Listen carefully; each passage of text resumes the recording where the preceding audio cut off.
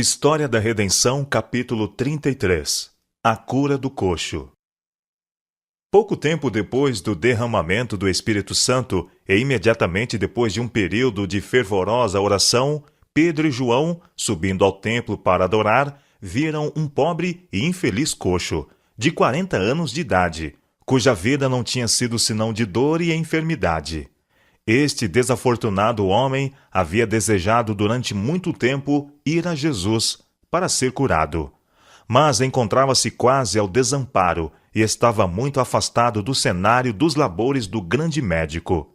Seus rogos finalmente induziram alguns amigos a levá-lo à porta do templo. Mas, ao chegar ali, descobriu que aquele em quem suas esperanças estiveram centralizadas havia sido morto cruelmente.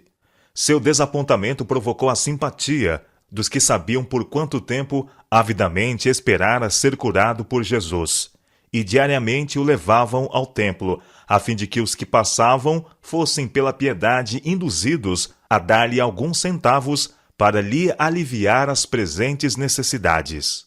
Ao passarem Pedro e João, pediu-lhes uma esmola.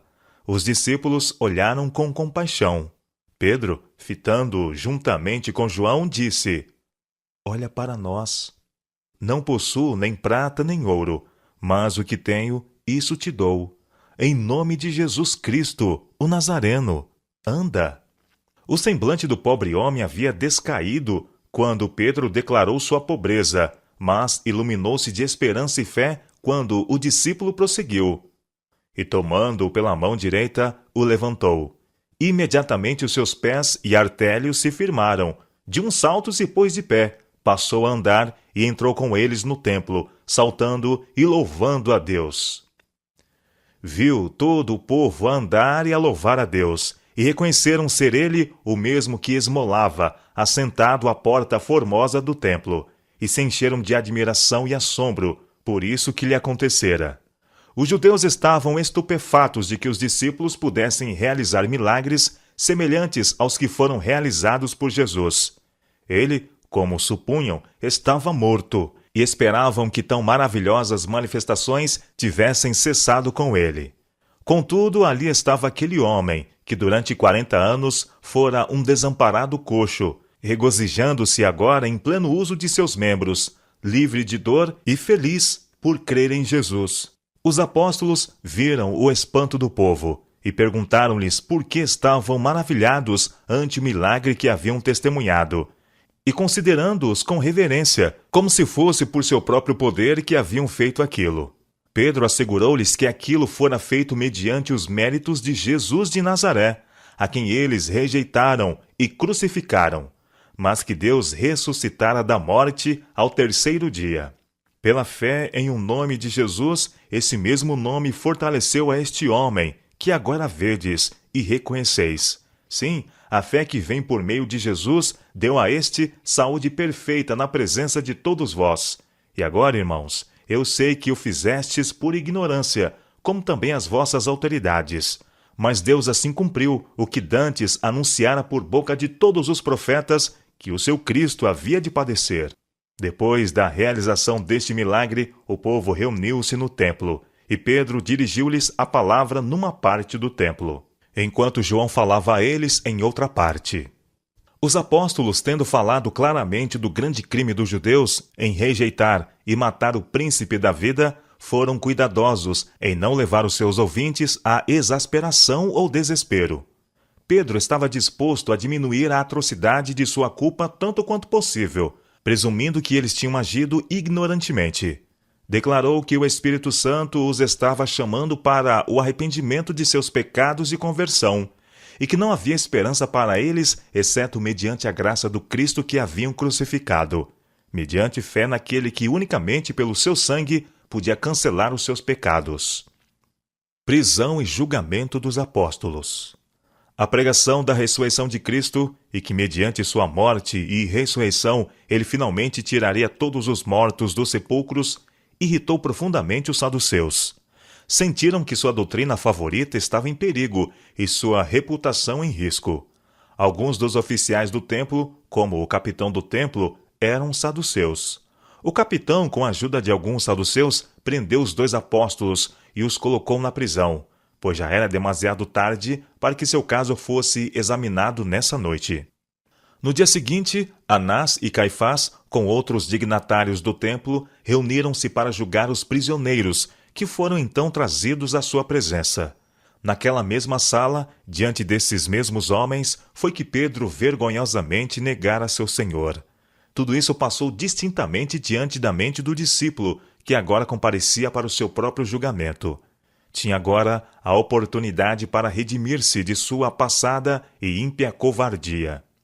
Os presentes, que se lembravam da parte que Pedro havia desempenhado no julgamento de seu mestre, lisonjeavam-se de que ele seria intimidado pela ameaça de prisão e morte. Mas Pedro, que negara Cristo na hora de sua maior necessidade, era impulsivo e cheio de confiança própria, diferindo grandemente do Pedro que fora trazido perante o sinédrio para ser interrogado. Ele estava convertido. Não era mais orgulhoso e jactancioso, mas destituído de confiança própria. Estava cheio do Espírito Santo, e mediante este poder havia se tornado firme como uma rocha, corajoso, embora modesto, em glorificar a Cristo. Estava pronto para remover a mancha de sua apostasia, honrando o nome que uma vez repudiara. A ousada defesa de Pedro. Até ali os sacerdotes tinham evitado mencionar a crucifixão ou ressurreição de Jesus, mas agora, em cumprimento ao seu propósito, foram forçados a indagar dos acusados por que poder haviam realizado a notória cura do inválido. Então Pedro, cheio do Espírito Santo, dirigiu-se aos sacerdotes e anciãos respeitosamente e declarou: Tomai conhecimento, vós todos e todo o povo de Israel, de que em nome de Jesus Cristo, o Nazareno, a quem vós crucificastes e a quem Deus ressuscitou dentre os mortos, sim, em seu nome é que este está curado perante vós. Este Jesus é pedra rejeitada por vós, os construtores, a qual se tornou a pedra angular. E não há salvação em nenhum outro, porque abaixo do céu não existe nenhum outro nome, dado entre os homens, pelo qual importa que sejamos salvos. O selo de Cristo foi posto sobre as palavras de Pedro, e seu rosto foi iluminado pelo Espírito Santo. Próximo a ele, como convincente testemunha, estava o homem a quem havia sido milagrosamente curado. A aparência deste homem, que apenas poucas horas antes era um desajudado coxo, mas agora restaurado à perfeita saúde e esclarecido acerca de Jesus de Nazaré, acrescentava peso de testemunho às palavras de Pedro. Sacerdotes, príncipes e povo estavam em silêncio. Os príncipes não tinham poder para refutar suas declarações. Tinham sido obrigados a ouvir aquilo que menos desejavam ouvir: o fato da ressurreição de Jesus Cristo e seu poder no céu de realizar milagres por meio de seus apóstolos na terra. A defesa de Pedro, na qual ele confessou corajosamente de onde obtinha sua força, apavorou-os. Ele se referiu à pedra rejeitada pelos construtores, significando às autoridades da igreja que deviam ter percebido o valor daquele a quem rejeitaram, mas que havia não obstante se tornado na pedra de esquina. Nestas palavras, ele se referiu diretamente a Cristo, que era a pedra fundamental da igreja.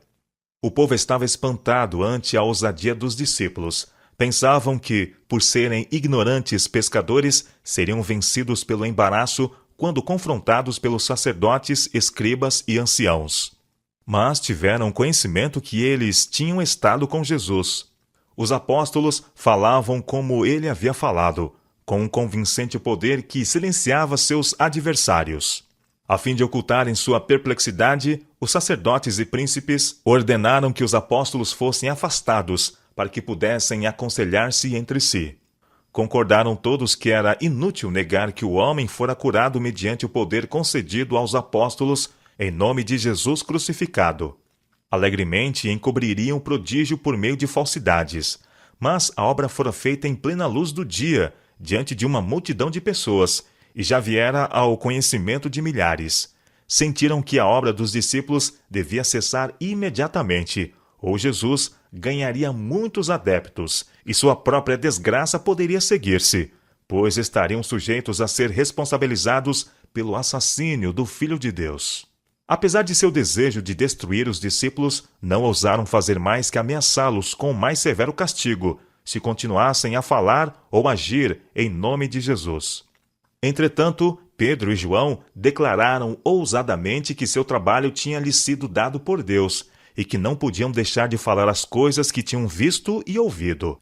De boa vontade teriam os sacerdotes punido esses nobres homens por sua inamovível fidelidade à sua sagrada vocação, mas temeram o povo, porque todos glorificavam a Deus pelo que acontecera. Assim, com repetidas ameaças e admoestações, foram os apóstolos liberados.